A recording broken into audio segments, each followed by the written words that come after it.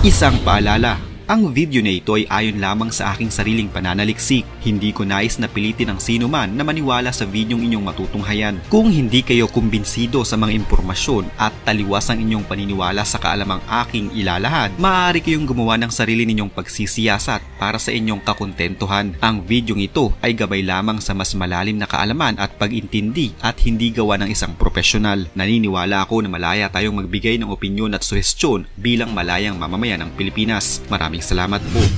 Maraming mga negosyante at namumuhunan ang pinipiling dalhin ang kanilang negosyo at kumpanya sa bansang China. Ito'y dahil na din sa mababang labor. Mas pinipili nilang doon magpagawa ng kanilang produkto dahil bukod sa murang bayad sa mga manggagawa, mabilis din ang produksyon nila. Pero kaakibat ng murang labor cost, syempre ay ang kalidad ng pagkakagawa ng isang produkto. Bukod sa hindi magandang pagkakayari ng mga produktong ginagawa nila, madalas ay tinitipid nila ito sa mga materyales at sangkap. Kilalang tuso ang China. Hindi nila hahayaan na makakamura ang mga negosyante mula sa ibang bansa sa pagpapagawa nila ng kanilang mga produkto sa kanilang manggagawa nang wala silang nakukuhang kapalit.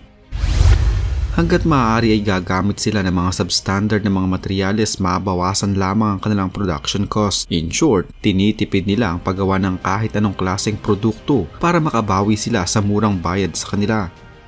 Kaya nga dito sa Pilipinas, kapag sinabi mong made in China, isa lamang ang kahulugan nito, kundi mabilis masira ay peke ito. Hindi naman kasi papayag ang China na maagrabyado sila, pero nakapagtataka pa din na hanggang sa kasalukuyan ay marami pa ding mga negosyante ang tinatangkilik ang ganitong klaseng kalakaran.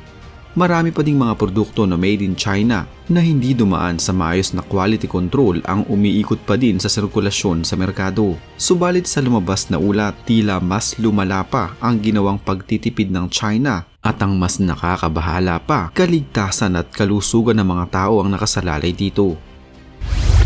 Napag-alaman kasi na ang tanker na nagdadala at naghahatid ng mga mapanganib na kemikal at fuel ang siya ring tanker na ginagamit para din maghatid ng mantikang ginagamit sa pagluluto, at ang gumagawa nito ay isang kilalang major state-owned company sa bansang China. Halina't alamin natin ang mamantikang lihim ng gobyerno ni Xi Jinping.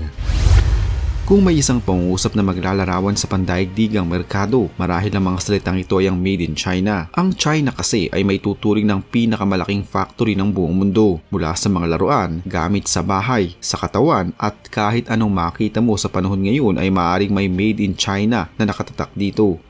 Kapag kasi made in China, mas mura. At dahil mura, siguradong tinipid din ang pagkakayari ng mga ito. Hindi na din nakapagtataka dahil kilala ang mga Chinese na matipid kasama na ang mga Chinese businessman dito sa Pilipinas.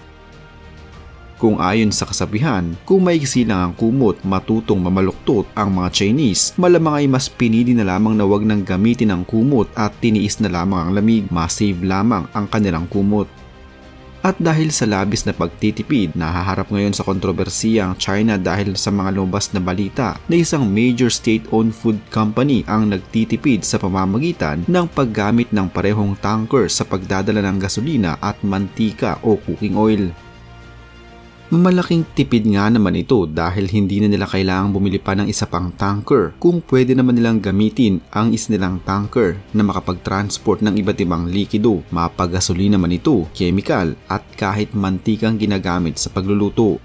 Pero tama ba ang ganitong klaseng pagtitipid? Safe nga ba ito? Syempre hindi. Ang mga tanker na nagdadala ng kahit anong klaseng produkto o likido ay dapat na may kani-kaniyang designation. Ang tanker na para sa gasolina dapat ay para lamang sa gasolina, at ang tanker na para sa mantika dapat ay para lamang sa mantika. At ang mas nakakabahala pa, hindi din hinuhugasan ng nasabing tanker o nililinisan bago ito lagyan ng mantika na itinatransport para gamitin sa pagluluto. In short, ang latak, sebo o residue na naiiwan mula sa huling likido na inilagay sa tanker ay sumasama at humahalo sa bagong likido na inilalagay dito. Kung gasolina ang huling inilagay dito at nilagyan ng mantika, tiyak na naroon pa rin ang amoy nito at ang latak na hahalo sa mantika na gagamitin naman sa pagluluto ng kung ano-anong mga pagkain at kakainin naman ng mga tao. Hindi ba't napakalaking panganib nito para sa kalusugan ng mga consumers at mga customers?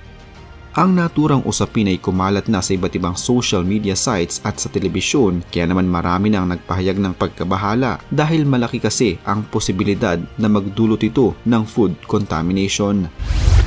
Nagbigay naman ng pahayag ang gobyerno ng China at naglunsad na sila ng masusing investigasyon upang malaman nila ang buong katotohanan. Siniguro din ng State Council na mapaparusahan ng sinumang mapatunayan na gumagawa ng ganitong klaseng kalakaran.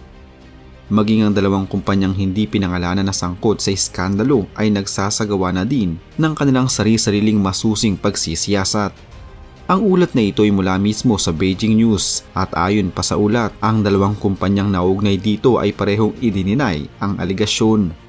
Ayon din sa South China Morning Post na isang Hong Kong-based English language newspaper na pag-aari ng Alibaba Group, hindi umano ito ang unang pagkakataon na nakatanggap sila ng parehong ulat sa China dahil lumalabas na nangyari na din ang ganitong klase ng skandalo noong mga taong 2005 at 2015. At noong mga nakaraang buwan lamang, kung inyong matatandaan, nalantad din ang ginawang kapalpakan ng mga sundalo ng China na sangkot pa din ng mantika at pagluluto. Sa isang lumutang na whistleblower, tila mas lalo pa nitong pinainit ang ulo ni Xi Jinping. Ang gagamitin kasi na rocket fuel para sa missile ay ginamit bilang pangluto ng ilang mga sundalo. Sa tuwing pag-uusapan ng PLA o People's Liberation Army ng China, itong nais nila na laging nasa headline. Ang PLA ay nananatiling pinakamalakas sa buong mundo o ang China ay mas maraming warship kumpara sa US o ang China ang may pinakamalaking hukbong pangdagat sa buong mundo. Yan ang mga nais na headline ng China kung pag-uusapan ng kanilang PLA. Gusto kasi nila na sila ang nangunguna pagdating sa lakas ng puwersa sa buong mundo. Subalit dahil sa nasa halos 45 taon nang hindi na nakikipaglaban ng China sa digmaan, hindi tayo sigurado at hindi pa din naman natin nasasaksihan kung gaano nga talaga sila kalakas. Panoorin ang video na ito.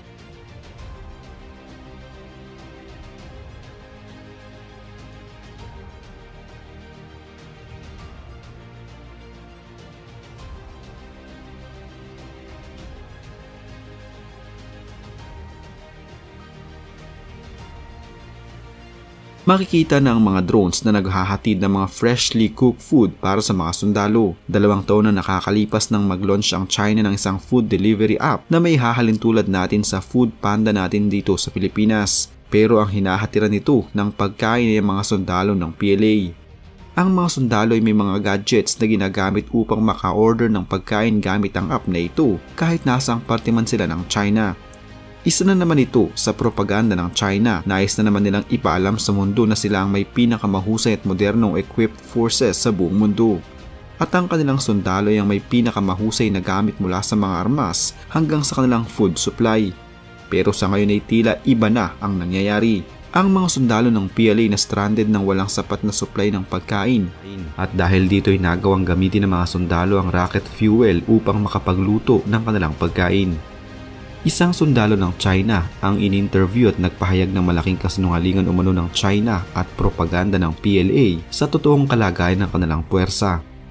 Ang sundalong ito ay nagngangalang Yao Cheng. Siya ay ang dating Lieutenant Colonel at Staff Officer ng PLA na nagtungo ng Estados Unidos noong taong 2016. Siya ang nagbunyag ng mga itinatagong lihim ng PLA. Ayon sa kanya, kulang na kulang umano ang nagiging supply ng PLA at wala silang natatanggap na tamang food supply. Pero paano nga ba silang nakakasurvive? Ayon kay Yao Cheng, kumukuha at ginagamit ng mga sundalo ng PLA ang fuel sa mga rockets nila at ginagamit nila ito bilang pangluto. Ayon pa sa kanya, noong umanong siya ay nagseserbisyo pa, natatandaan niya na ginagamit nila ang fuel mula sa tangke ng rockets upang magluto ng kanilang hotpot. Kulay green umano ang kulay ng apoy nito at walang amoy. Madalas umano ay sumasama siya sa armory upang humingi ng kapirasong solid fuel sa tuwing nais nilang makapagpakulo ng kanilang hotpot. Ang pagtitipid nga kayang ito ang naging dahilan din para magtipid ang mga sundalo ng China na imbes na gumamit ng maayos na lutuan ay fuel na lamang mula sa kanilang mga rocket ang ginamit nila para makapagluto ng kanilang masarap at mainit-init na hotpot. Malamang ay nalito na rin sila sa kung ano ang dapat gamitin sa pagluluto at sa pagpapalipad ng kanilang mga rockets dahil sa sobrang pagtitipid. Ano ang inyong saloobin tungkol dito? Ano ang inyong saloobin tungkol sa grabeng pagtitipid na ito ng China? Huwag kalimutang makiwan ng inyong matalinong opinyon sa comment section sa ibaba ng video ito. Salamat po!